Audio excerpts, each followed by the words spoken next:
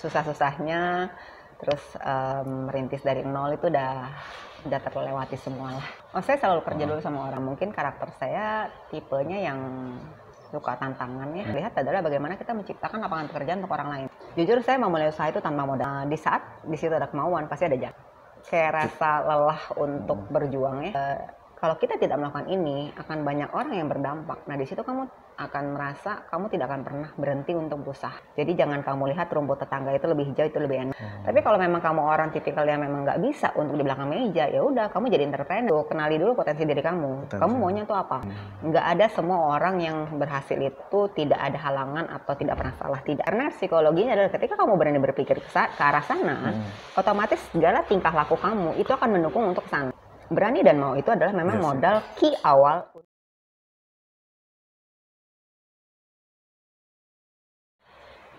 Halo guys, selamat malam. Hari ini saya dengan Handoyo dalam acara The Handoyo Show. Kali ini saya mendapat kesempatan dengan Kak Enda, suatu wanita karir ya, businesswoman. Memiliki beberapa usaha di Serpong, Bintaro, dan Muara Karang. Beliau selain pernah juga desain interior, profesinya kemudian arsitek dan pengusaha. Sudah berkarir 19 tahun guys. Nah, kita di sini ingin menggali gimana sih kiat-kiatnya dalam berusaha itu. Kita ingin mendapatkan ilmunya, sharing ilmunya. Langsung aja dengan Kak Enda ya. Ya, Kak Enda, terima kasih nih udah dapat kesempatan. Nah, kira-kira karirnya nih sekarang gimana sih pada saat sekarang ini? Boleh diceritain dari awal mulai usaha sampai sekarang? Oke, kalau bicara karir, yang pasti kan dari sejak lulus kuliah sampai sekarang itu ya saya tidak pernah berhenti berkarir lah gitu kan. 19 tahun tentunya perjalanan yang cukup panjang, cukup singkat juga. Tergantung mau dilihat gimananya. Yang pasti susah-susahnya, terus merintis dari nol itu udah terlewati semua lah. Nah, bagi kita ini kan yang awal dari mulai sekolah itu kan kita belum ada gambaran. Nah, itu bagaimana sih sampai ada keinginan untuk usaha itu? Dari awal karirnya atau kerja dulu sama orang atau gimana? Saya selalu kerja dulu sama orang. Jadi meskipun keluarga sudah punya usaha juga, usaha keluarga gitu kan di bidang kuliner, tapi saya tidak pernah mau langsung terjun ke usaha keluarga sih. Cuman usaha keluarga itu buat saya semacam kayak apa ya?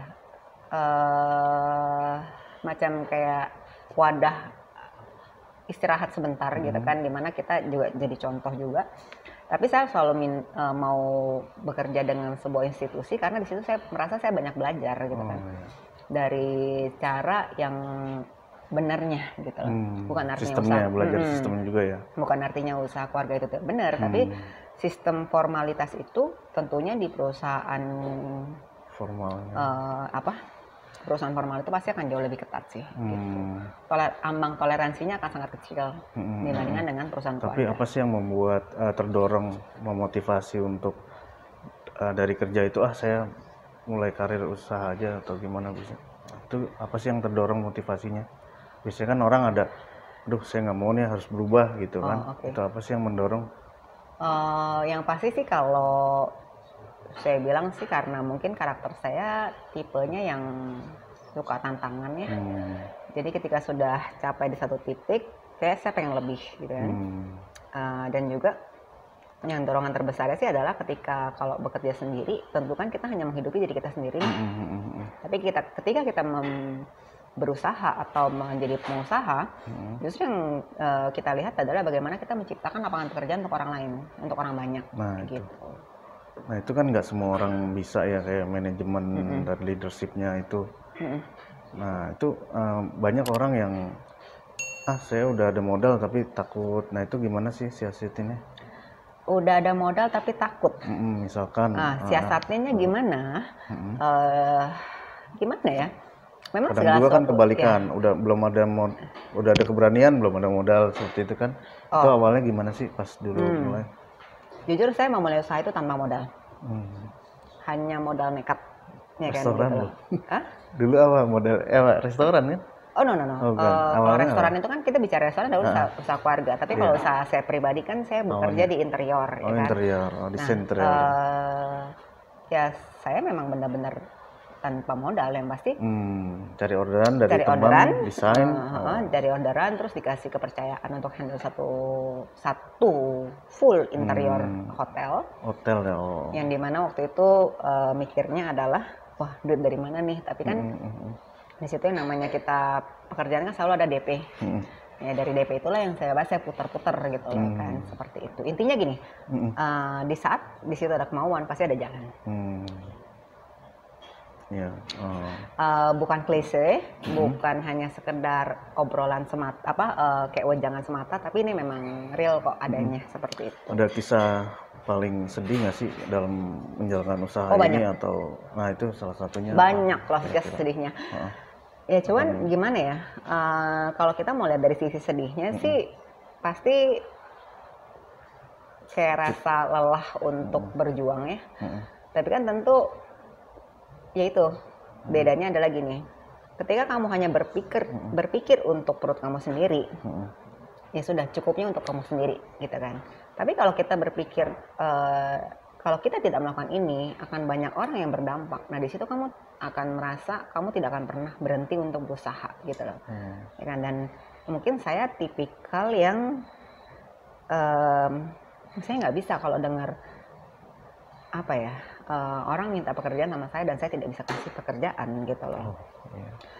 Mau dibilang apapun buat bagi pemirsa di luar sana atau terlalu bodoh atau apa ya, tapi that's me gitu kan. Itu yang ya cuman ya puji Tuhan sampai dengan sekarang ya saya tidak pernah apa ya, intinya setiap masalah saya itu selalu ada solusi gitu.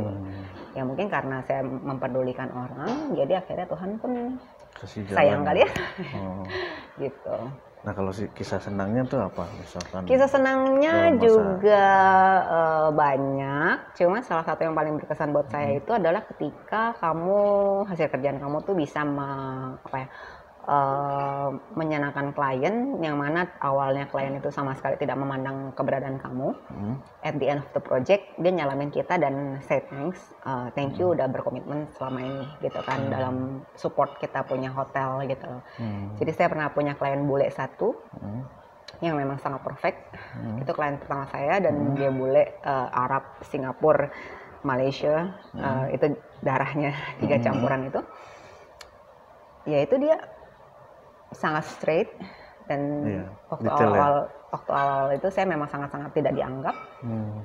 Selesai project karena lihat konsistensi saya, lihat cara kerja saya dan hasilnya ya ternyata cukup memuaskan buat dia, dan itu buat saya jadi satu momen yang paling membahagiakan sekaligus bahwa menyatakan kayak wah ternyata gue mampu ya gitu.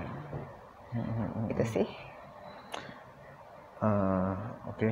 Bagi adik-adik sekalian nih, kira-kira ada saran nggak untuk memulai usaha berkarir seperti Kak Enda nih, harusnya dimulai dari apa dulu nih? Karena kan mungkin yang lingkungan keluarganya, orang tuanya karyawan gitu kan, itu kan ada jadi PNS aja atau gimana. Nah sarannya gimana nih untuk mereka supaya bisa mulai seperti Kak Enda? Oke. Yang pasti kan semua orang semua masing-masing pribadi itu kan punya punya soul punya ketertarikan yang berbeda ya gitu. Jadi jangan kamu lihat rumput tetangga itu lebih hijau itu lebih enak, tidak kan. Jadi kenali apa yang memang kamu inginkan. Tahu dulu gitu loh, kalau memang kamu nyaman bekerja di belakang layar ya kan, atau di belakang meja, ya jangan pernah bermimpi untuk bekerja di luar meja gitu loh, karena kamu seperti menghadapi macan di luar sana yang akan merekam kamu kan gitu loh. Tapi kalau memang kamu orang tipikal yang memang nggak bisa untuk di belakang meja, ya udah kamu jadi entrepreneur gitu loh. Kamu yang sukanya ketemu orang ya kan, yang sukanya cuap-cuap segala macem gitu. Jangan paksakan diri kamu untuk duduk stay di belakang meja sebagai admin atau apapun lah gitu loh. Yang pertama ya pasti itu kenali dulu potensi diri kamu. Kamu maunya tuh apa, kan? Terus gimana cara kita kenalinnya, ya kan? Ya kan selama ini kan kita tahu kan kalau tipikal kita kerja tuh kayak gimana sih, atau dalam bersosialisasi kita tuh kayak gimana, ya kan? Lebih seneng ngedengerin orang atau lebih seneng Perintahin gimana orang. gitu, ya kan? Jadi Kalau nggak diperintahin berarti owner gitu ya. jadi kalau misalnya kamu emang dan jangan khawatir, namanya manusia mah pasti pernah salah. Iya. Ya kan, dimana kalau misalnya kamu salah itu cuman kamu mau berusaha untuk kembali lagi dan memperbaiki gitu loh kan. Nggak ada semua orang yang berhasil itu tidak ada halangan atau tidak pernah salah, tidak gitu. Nah, saya ada pertanyaan lagi nih Kak Enda. Ya itu untuk memulai suatu bisnis itu memang yang diperlukan tadi nggak perlu modal, berani aja ya.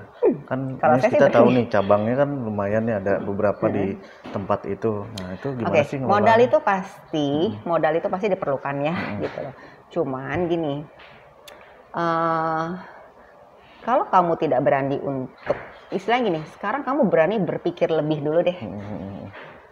Karena psikologinya adalah ketika kamu berani berpikir ke arah sana, otomatis segala tingkah laku kamu itu akan mendukung untuk ke sana. kerja lebih juga ya. Gitu lah kan. Oke, gue mau buka cabang nih, ya kan. Cuman caranya gimana? Kan nggak mungkin cabang itu datang sendiri ke kamu kan, gitu loh. Ya udah, berarti kan kamu harus berani untuk membuka pengetahuan kamu terhadap oke, gue mau bidik daerah mana ya, gitu kan. Terus dan juga kamu jadi akhirnya membuka berapa sih modal yang dibutuhkan, gitu kan. Oke, modalnya sekian, gue belum punya cukup modal nih. Kayak gimana sih caranya? Ya tentunya kita juga harus menyediakan itu dengan berbagai macam cara kan, gitu loh. Jadi berani dan mau itu adalah memang modal key awal untuk kamu, ibarat kata kalau kita mau jalanin mobil, startnya dulu deh gitu loh. Perkara kamu mau ngebut atau mau gimana, mau jalan tol, mau lihat apapun itu terserah gitu. Begitu. Ya, sampai di sini guys pembicaraan kita. Terima kasih buat Kak Enda. Mudah-mudahan bisa menginspirasi bagi kalian yang ingin juga berkarir sebagai businesswoman. Terima kasih, sampai bertemu di video selanjutnya. Tapi bila kalian suka video ini, jangan lupa klik like dan subscribe. Terima kasih guys. Bye.